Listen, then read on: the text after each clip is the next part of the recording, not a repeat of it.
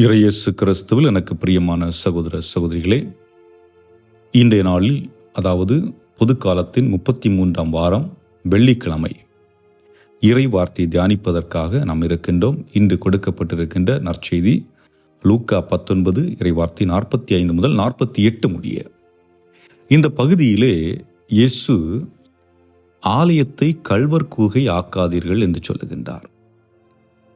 என்னுடைய சிந்தனையின் அடிப்படையில் இங்கு ஆலயம் என்று சொல்வது கற்களால் கட்டப்பட்ட ஆலயம் அல்ல, மாறாக நம்முடைய உடலாகிய உள்ளமாகிய ஆலயம்.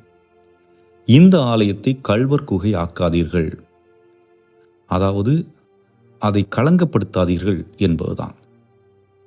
எடுத்துக்காட்டிற்கு, நம்முடைய அறை, நாம் வாழுகின்ற அறையை எடுத்துக்கொள்வோம். நம்முடைய அறை சுத்தமாக இருக்கிறதா, சுத்தம் இல்லாமல் இருக்கிறதா?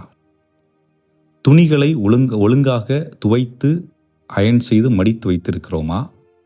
புத்தகங்களை அதனுடைய அலமாரியில் வைத்திருக்கின்றோமா? மற்ற பொருட்கள் எங்கெங்கே வைக்க வேண்டுமோ அங்கெங்கே வைத்திருக்கிறோமா? குப்பைகளை சரியாக குப்பை தொட்டியில் போட்டிருக்கின்றோமா? சுத்தம் செய்து ஒட்டடை இல்லாமல் வைத்திருக்கின்றோமா? அப்படி வைத்திருந்தோம் என்றால் அந்த அறை அழகாக இருக்கும். அது களங்கப்பட்டிருக்காது, அசிங்கப்பட்டிருக்காது, பார்ப்பதற்கு அழகாக இருக்கும். அதில் நாம் அந்த அறையில் இருந்தால் கூட நமக்கு சந்தோஷமாக மகிழ்ச்சியாக இருக்கும். காரணம், பார்ப்பதற்கு எல்லாமே அது அந்தந்த இடங்களில் இருக்கும். இதே நிலைமைதான் நம்முடைய மனதிற்கும் தேவைப்படுகிறது. நாம் பல்வேறு எண்ணங்களை, பல்வேறு சிந்தனைகளை நமக்குள் ஓட்டிக்கொண்டே இருக்கின்றோம் என்று வைத்துக்கொள்வோம். பல்வேறுபட்ட ஆசைகளாக இருக்கலாம். 100 ரூபாய் சம்பாதித்தவர்கள் அடுத்தது 500 சம்பாதிக்க வேண்டும் என்று ஆசைப்படுவார்கள், தவறில்லை.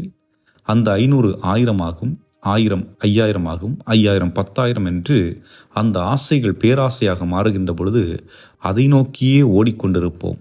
வாழ்க்கை அதை நோக்கி ஓடிக்கொண்டிருக்கின்ற பொழுது பல்விதமான பிரச்சனைகள் மட்டுமல்ல, மனவேதனைகளும் வந்து கொண்டே இருக்கும். இவற்றை தாங்கக்கூடிய வலிமை இருக்கிறதா என்பது ஒன்று. ஒரு புறம் இது நம்மை களங்கப்படுத்தலாம். இன்னொரு புறம், அதாவது சம்பாதிக்க ஓடுகிறவர்கள், முயற்சி செய்கிறவர்களை நாம் ஏற்றுக்கொள்ளலாம்.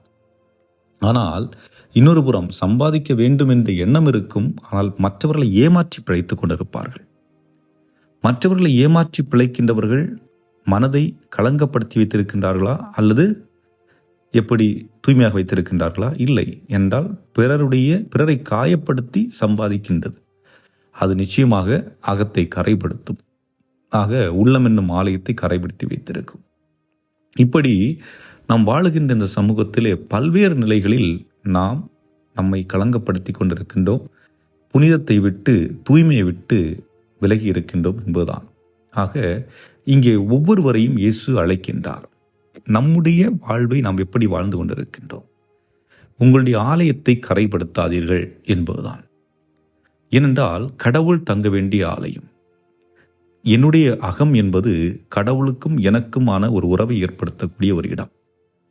இந்த உலகத்திலே நாம் எந்த பொருளை வாங்கினாலும் அது நமக்கு நிரந்தர மகிழ்ச்சியை கொடுப்பதில்லை. ஷாப்பிங்னு சொல்லிட்டு போவோம், ஏதாவது ஒரு பொருளை வாங்குகிறோம், வாங்கிட்டு அதை 4 நாள் பயன்படுத்துகிறோம், தூக்கி போடுறோம், திரும்ப போகிறோம், திரும்ப ஒன்று வாங்குகிறோம். ஏன்னா வாங்கும் பொழுது இருக்கிற மகிழ்ச்சி அதை பயன்படுத்துகின்ற பொழுது இருப்பதில்லை. அதை விட இது நல்லா இருக்கே அப்படின்னு சொல்லிட்டு ஒன்றை விட ஒன்று நல்லதாக தெரிகிறது, அதை நோக்கி நாம் பயணிக்கின்றோம். ஆனால் அப்பாறு செல்லுகின்ற பொழுது எங்கேயுமே ஒரு நிரந்தரமற்ற ஒரு நிலை இருக்கிறது. அது மனித உறவுகளாக இருக்கலாம், பொருட்களாக இருக்கலாம். ஒரு நிரந்தரமற்ற ஒரு நிலை தென்படுவதை பார்க்கின்றோம். காரணம் என்ன? நம்முடைய எதிர்பார்ப்புகள் ஏற்றாற்போல் எதுவும் இல்லை இந்த உலகில். ஆனால் கடவுளுடைய உறவு, கடவுளுக்கும் எனக்குமான ஒரு உறவை நான் எனக்குள்ளே உருவாக்குகின்ற பொழுது அங்கே கிடைக்கின்ற அந்த ஒரு இன்பம், மகிழ்ச்சி அது வேறெங்கும் கிடைப்பதில்லை. பல நேரங்களிலே அதை நாம் மறந்து விடுகிறோம். கடவுள் என்னோடு இருக்கிறார், நான் அவரோடு பேசலாம், அவருக்கு செவி கொடுக்கலாம், அவரிடத்திலே தேவையானவற்றை கேட்கலாம், அல்லது அவரோடு உரையாடலாம், நட்பை ஏற்படுத்தலாம் என்பது போன்ற எண்ணங்களை பல நேரங்களிலே நாம் கொண்டிருப்பதில்லை. ஆகவே ஆலயம் என்பது என்ன? இறைவன் பிரசன்னமாகி இருக்கிறார், அங்கே நான் அமைதியாக அவர் குரலை கேட்க இருக்கின்றேன்.